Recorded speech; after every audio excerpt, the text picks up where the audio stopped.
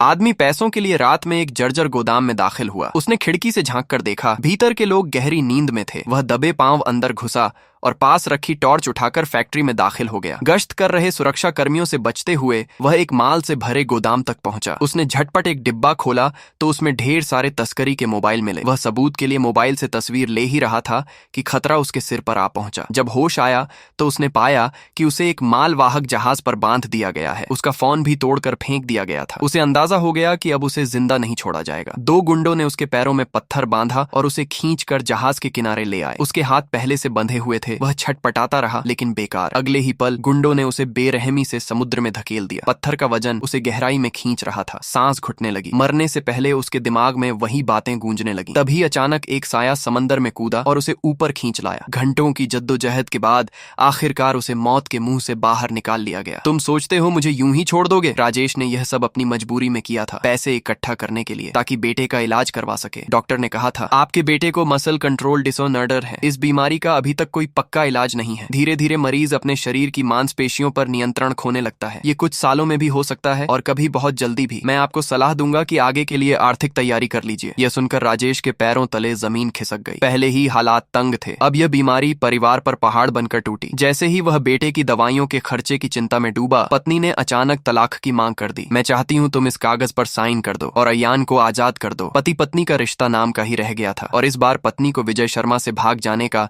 एक अच्छा बहाना मिल गया। उसने साफ कहा कि वह बेटे को भी साथ ले जाएगी। मेरा बेटा मेरे साथ ही बेहतर जिंदगी पाएगा। मैं नहीं चाहता कि वह भी मेरी तरह ऐसा जीवन जिए जहां आगे सिर्फ अंधेरा हो। पत्नी के ये शब्द राजेश के सीने में तीर की तरह लगे। गला भर आया लेकिन कुछ कह न सका। आखिरकार वह और पत्नी अलग हो गए। बेटे की बीमारी की सच्चाई उसने पत्नी से छिपाए रखी। डर था कि अगर उसने बताया तो शायद बेटा भी उससे दूर हो जाएगा। कमरे में रखी ट्रॉफियां, मेडल और सर्टिफिकेट अब उसे चुभने लगे। इतने सालों की मेहनत और नाम सब बेमानी लगा, क्योंकि बेटे का इलाज कराने तक के पैसे नहीं जुटा सका। इसी बीच विजय शर्मा का अकाउंट बुक लेकर समीर उसके पास आया। ये बही खाता असली है, देखो सब काले कारनामे दर्ज हैं। राजेश ने सबूत हाथ में लिया और ठान लिया कि अब विजय शर्मा को सबक सिखाना ही होगा। उसने पहले एक नया फोन बुक किया और नाई की दुकान में बैठकर मोबाइल दुकान के मालिक पर नजर रखी। जैसे ही मालिक दुकान बंद कर निकला, राजेश साइकिल से उसका पीछा करने लगा और उसे एक गेम सेंटर तक पहुंचा। वहां उसने छिपकर सब सुना, उनके सौदे, उनका माल, उनकी अगली खेप। इसके बाद राजेश सीधे पश्चिम नगर बस अड्डे पहुंचा और देर रात तक पीछा करता रहा। आधी रात को उसने उनके ट्रक को गोदाम से निकलते देखा। हिम्मत जुटाकर वह भी अंदर घुसा। सबूत जुटाने ही वाला था कि पीछे से किसी ने उसे डंडा मारकर गिरा दिया। गुंडों ने फिर से उसके हाथ पांव बांध दिए और बेरहमी से उसे समुद्र में फेंक